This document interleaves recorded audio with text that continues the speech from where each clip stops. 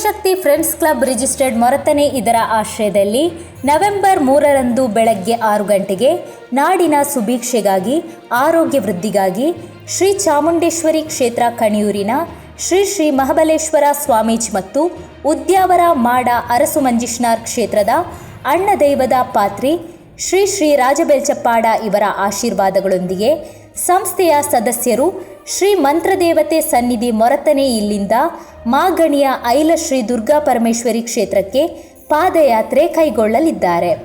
ಶಿವಶಕ್ತಿ ಸಂಸ್ಥೆ ಇದು ಸತತವಾಗಿ 3ನೇ ವರ್ಷದ ಪಾದಯಾತ್ರೆಯನ್ನು ಹಮ್ಮಿಕೊಂಡಿದ್ದಾರೆ. 11:30ಕ್ಕೆ ಪಾದಯಾತ್ರಿಗಳು ದೇವಸ್ಥಾನಕ್ಕೆ ತಲುಪಲಿದ್ದು ಆ ಬಳಿಕ ಧಾರ್ಮಿಕ ಸಭೆ ನಡೆಯಲಿದೆ.